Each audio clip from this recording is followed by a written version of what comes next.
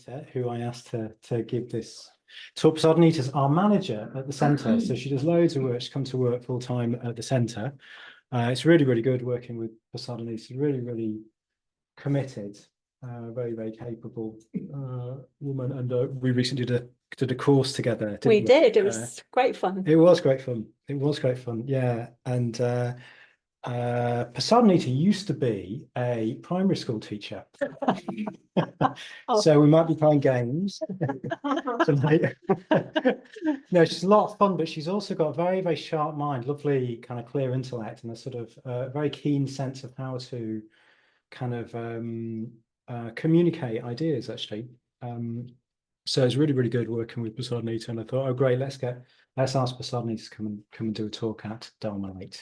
So she's going to be talking on, you're probably going to say, aren't you? I shall. I'll leave it to you. Okay. Thank you very much.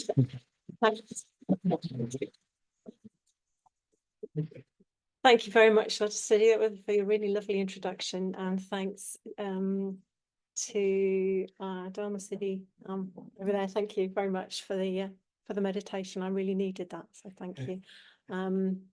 I'm aware that I'm going to be competing with the dishwasher tonight, I think, and so are you later on, aren't you? So yes. Yeah, so I'm going to start with a quote from Sangha, our founder.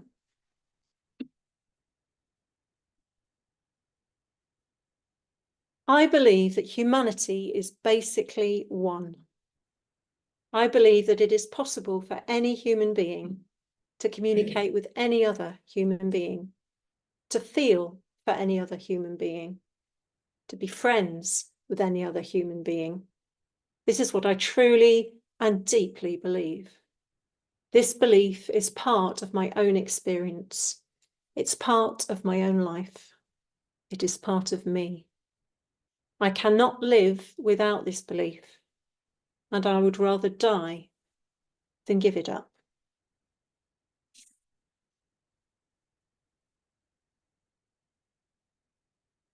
And those of you who are familiar with Sangha may know that he was not one for hyperbole.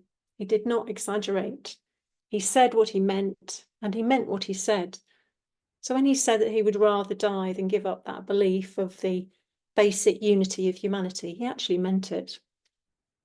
Really humbled me, because I got me to thinking, well, are there any beliefs that I hold so dearly that I would be prepared to give up my life rather than let go of them?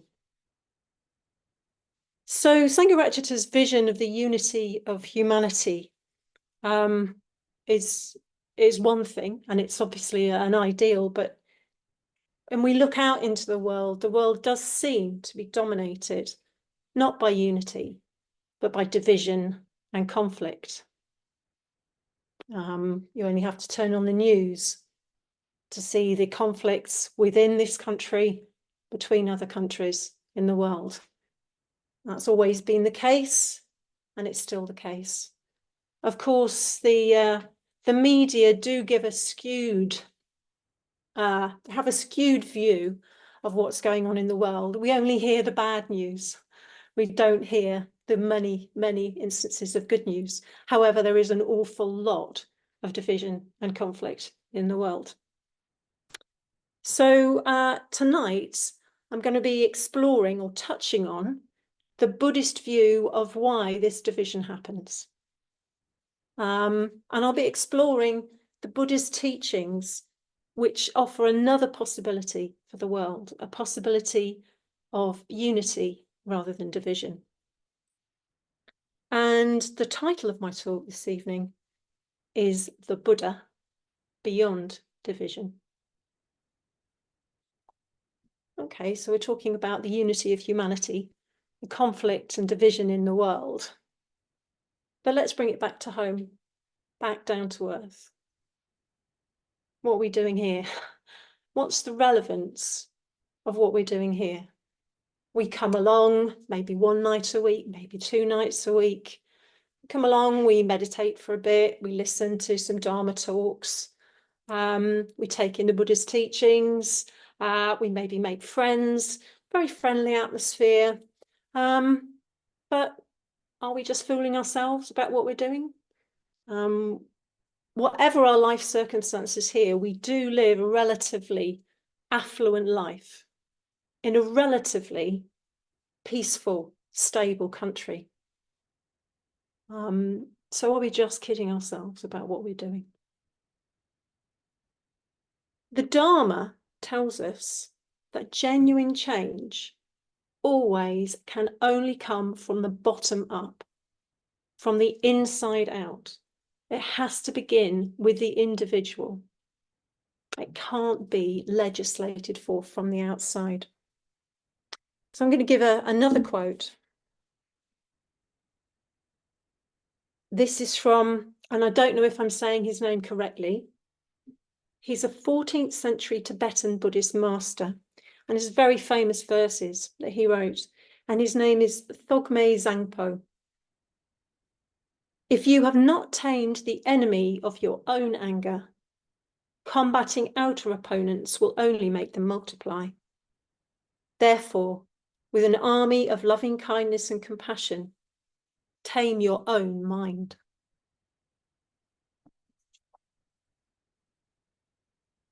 So this emphasis that Buddhism has on starting by changing our own minds doesn't preclude activism in the world.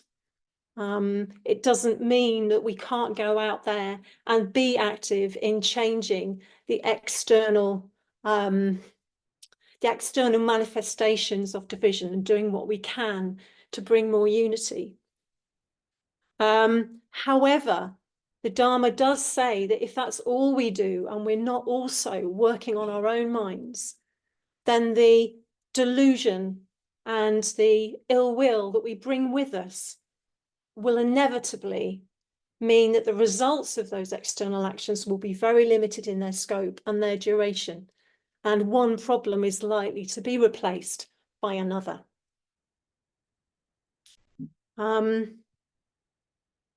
So many people in the Sangha are engaged in what we call engaged Buddhism, which is Buddhism out in the world in things like Extinction Rebellion and other movements for change. However, there is a way in which, and I think Sangharakshita said this, I couldn't find the exact quote, but he said there's no way in which any kind of Buddhism is not engaged. In order truly to be Buddhism, it is actually engaged. What we are doing affects the world. You will want to change yourself and the world. The two go inextricably linked together. And those of you who are on the Transforming Self and World course may have had a glimpse of this. So what I'm going to be looking at this evening is about that changing ourselves, that inner change. And I'm going to be doing it via a model called the 3 levels of consciousness. Now, spiritual growth is by its nature not divided into separate levels. It is a continuum from our very ordinary consciousness right to the consciousness of an enlightened being, of a Buddha. It is a continuum. However, it's sometimes helpful to look at particular points on that continuum in order to get more of an understanding of what might be going on. And so the 3 levels of consciousness I'm going to be looking at this evening are, first of all, ordinary human consciousness. Secondly, the consciousness of a stream entrant, more about that in a moment. And thirdly, the consciousness of a Buddha. So ordinary human consciousness is where we're at. And ordinary human consciousness is divided consciousness. And it's divided because our experience, our ordinary everyday experience, comes to us ready packaged in terms of a subject and an object. That's just how our experience comes to us. That's how our minds work, how the organism that we are perceives the world in the way of subject and object. And what this creates is this divided consciousness into subject and object. It creates self and other, or self and the world. And the experience of divided, ordinary human consciousness is this small, separate sense of self in an enormous, huge world, a huge universe that we can't control. And that feels somehow alien. It feels like somehow we're separate and they're the world and the other is something else, and that we're not actually part of it. And so because of this perception, we naturally feel very threatened. And that has various consequences. So a stream entrant, this is a whole other talk in itself, defining what a stream entrant is. But a stream entrant is someone who has broken the first 3 fetters that hold us back and keep us on the wheel of life. So the wheel of life, some of you may be familiar with, the conditioned existence, where we just go round and round, repeating the old habits. And at the center of the wheel of life is delusion, hatred, and greed. And a stream entrant has broken the first 3 of 10 fetters that hold us onto the wheel of life. And they have they've started onto the spiral path. And one way of talking about a stream entrant is of someone who's had significant direct experience of the complete interconnectedness of everything. They've had some meaningful experience of a sense where there is no self and no other at the center of experience. Now, it's possible that some, if not many of us here, will have had glimpses of this kind. It's what brings many people to a place like this. But there's a difference with a stream entrant. For most of us, if we have a glimpse, a moment, maybe in meditation, maybe in a peak experience, maybe as a result of a really, really difficult or traumatic event, we have a glimpse of no longer feeling that self at the center of everything, maybe for a moment, maybe for a slightly more extended period. But then what happens with us is that then closes back down again.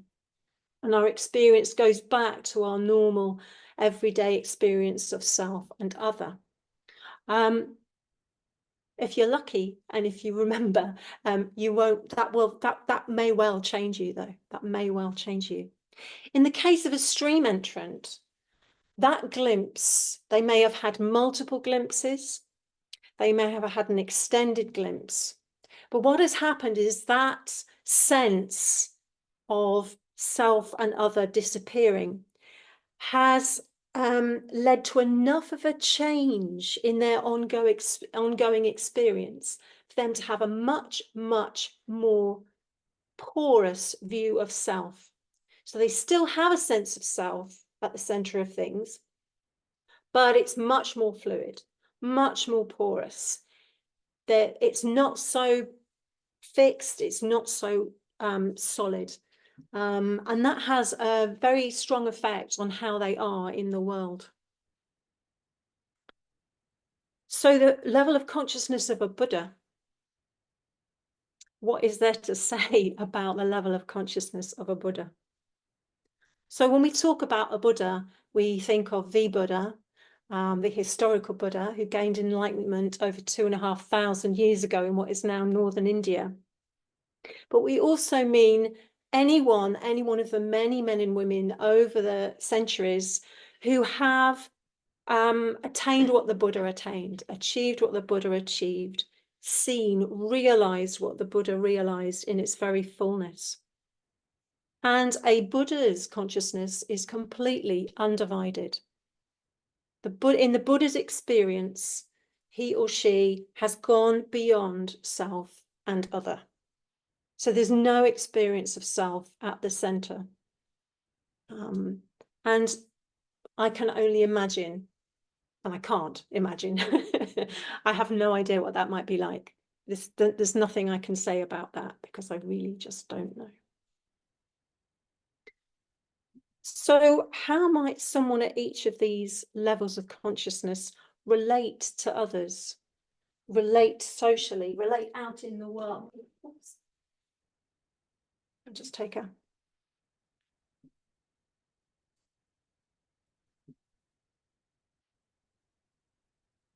Well, the way that each of these peoples might relate socially is related to their sense of identity, very much related to that. For ordinary human consciousness, like you and me, we have a fixed sense of identity, and that sense of identity is pretty strongly held. I'll give you an example of my sense of identity being fixed and strongly held. For example, giving this talk tonight, I felt really, really anxious this afternoon because I really, really wanted this talk to go well. And so I looked at, okay, what's going on there? Why do you want this talk to go well? And I realized that part of my motivation was that I do value and respect my fellow human beings. And I want all of you here to not have a completely wasted 40 minutes. Okay, I want this to be of value to you. But that's not the only reason why I want this talk to go well. In fact, it's not the main reason why I want this talk to go well. The main reason why I want this talk to go well is because my sense of self is tied up in how I perform. And it's partly because I want you to think well of me. But even more strongly, actually, I want to be able to not my sense of myself as someone who is able to give talks. I don't want that to be challenged. And if I give a bad talk, I'm going to have that challenged. And I have given bad talks in the past. I was a primary school teacher for 16 years. Some of the lessons were fine. Some of the lessons I gave were absolutely terrible. Nobody learned anything. So why I'm still clinging on to that identity, I don't know. But that's an example of a fixed identity that is strongly held, and it causes suffering. So this strongly held sense of identity leads to a strong sense of division. Because if I'm me in here and I'm like this, then I'm defining myself against not me out there, not me. And that difference is inherently threatening. It's inherently threatening. And so we protect by pushing away. And of course, this pushing away can be just subtle, just a bit of aversion going on. You meet someone and they're a bit different to you in some way and you're not sure about, or I don't know how they're going to behave because they're a bit different. Or it can actually lead to aggression and violence. And this can be on a personal level, on a group level, on a national level. I'm going to share something else that's personal, actually. When I was at university, I studied French and German. And in the third year, I went out and spent a year in Germany. And I was sharing a flat with Suleika, who was of Indian descent. And we used to go everywhere by bus. And one day we were sitting in the bus talking, and we were talking in English. And there were a couple of elderly women at the back of the bus. And they started talking very loudly in German and extremely derogatorily about both of us, but especially about Suleika. And I really got very, very angry. And I stood up, went to the back of the bus, and I said to them in German, we've understand every single word you said. I said, how dare you be so rude? And at the time, I thought, gosh, these women are just hateful people. Obviously, there's a lot of hate in them, and they're just hateful, and they're expressing this hate, and I wanted to hate them back. But more recently, I realized, well, actually, there was this difference. We were speaking English. That was the difference. Saleka was Indian descent. That was a difference for them. And they felt threatened. They felt afraid. And so that was what they were pushing against with their extremely unkind, derogatory comments.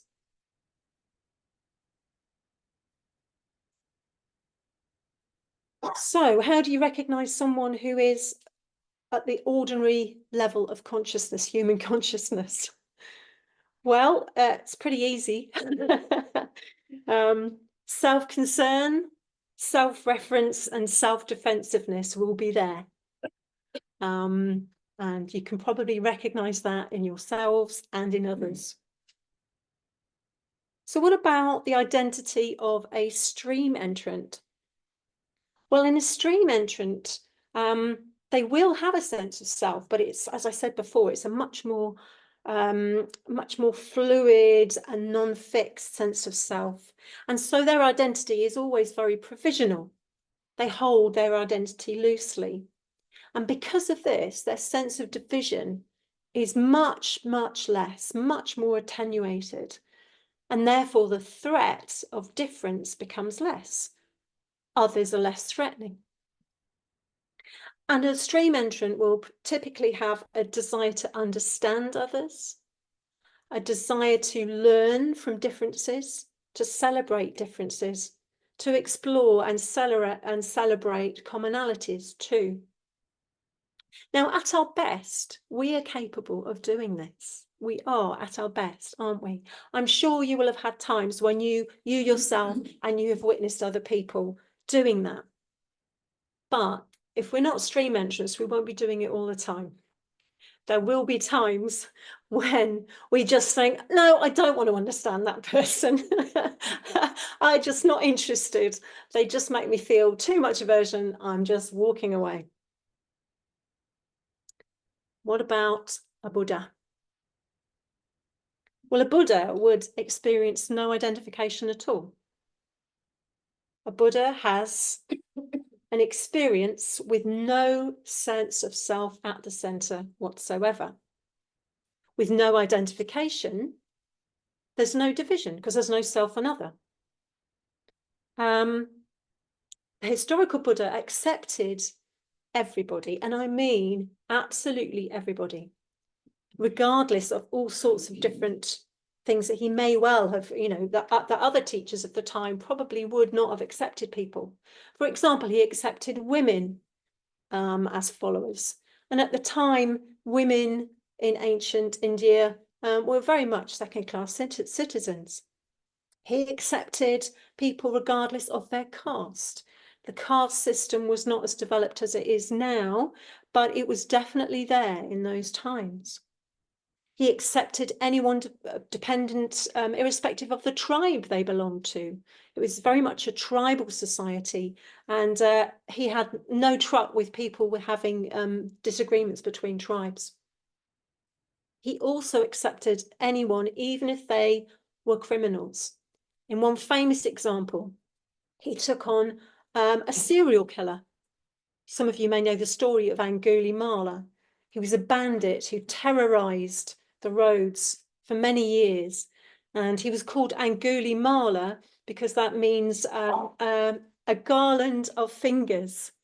And he collected, by the time he met the Buddha, he'd collected 99 fingers from the people that he'd murdered, and he was looking for his 100th. And luckily for him, his 100th victim to be was the Buddha, and he outsmarted him, and he ended up becoming a disciple. So the Buddha was not a hippie. He was not what we'd think of as someone who just said, you know, peace man. But in the scriptures, he does make his attitude to war and conflict very clear on several occasions. And in fact, in one occasion, he prevents a war between two tribes who were about to fight over rights to a water source. And he actually goes onto the battlefield to talk to the leaders of the two armies. And it would have been extremely unusual for them to see a holy man on the battlefield, but we need to remember that actually the Buddha had been brought up in a warrior clan, a prince of a warrior clan. So he would have had experience on the battlefield, well, definitely training to fight. He may well have had battle experience. I don't think the scriptures say. However, he does make clear he completely understands war, actually. On one occasion, he comments, "Victory breeds enmity. Defeat creates suffering. The wise ones desire neither victory nor defeat. Anger creates anger. He who kills will be killed. He who wins will be defeated. Revenge can only be overcome by abandoning revenge. The wise seek neither victory nor defeat."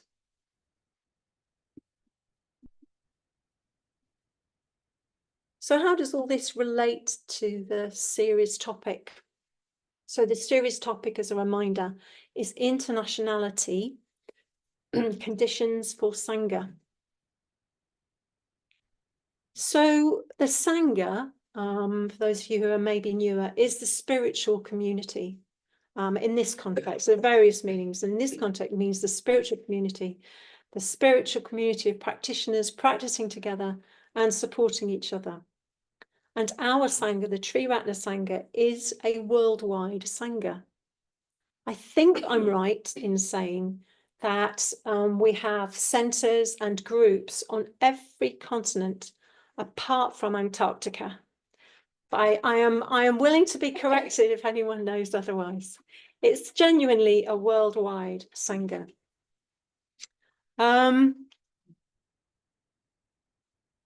Just within Cambridge, we definitely have an international Sangha.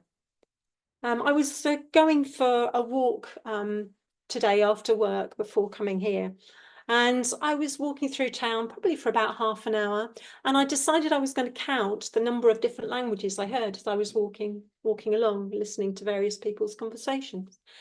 And when I got to 12, I stopped counting. So at least a dozen languages in half an hour walking through the centre of Cambridge on a Tuesday evening. Of course, Cambridge is very much a centre, a world-class centre of excellence for all sorts of fields, for the academia, for medicine, for science and technology. It attracts a lot of people from all over the place. And I think that's a real advantage, real richness, real potential richness in Cambridge, that we have so many different nationalities here. And the value of this diversity is definitely something that I've experienced in my own experience. As well as living in Germany for a year, I lived in New Zealand for 7 years. And I learned the Maori language and spent 3 years learning the Maori language. And that was just really, really interesting. And I feel that we can learn so much by expanding our horizons from our own narrow conditioning, whatever that might be, to finding out more about how people live in different parts of the world and different cultures. So the internationality conditions for Sangha, more will be explained in further talks. We have several speakers on the topic. So actually, all our practices as Buddhists are helping us to move through the levels of consciousness from ordinary human consciousness through stream entry to enlightenment, to Buddhahood. And we're doing that with others. Sangha, we are doing that with others. It's absolutely essential that you have other people with you to support each other in your spiritual growth.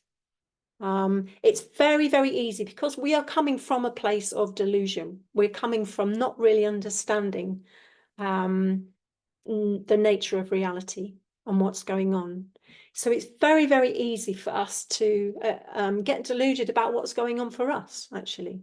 It's much easier to see, can be much easier if you know someone really well, to see what's going on for them.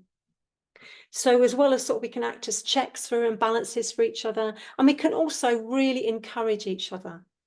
And in our movement, spiritual friendship is incredibly important. So what we're doing in our Sangha is pretty radical.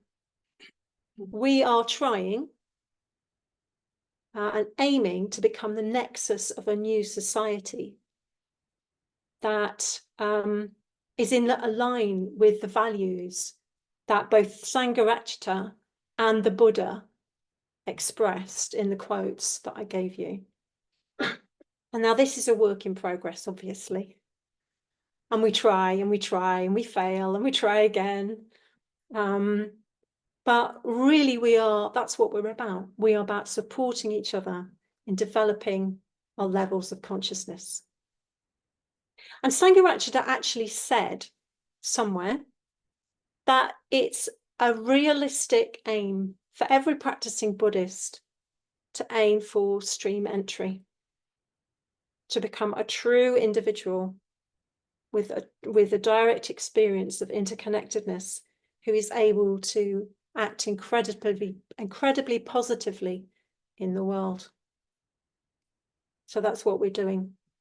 We're moving from ordinary human consciousness to stream entry, and then to the indescribable consciousness of an enlightened being, which is completely beyond division. Thank you.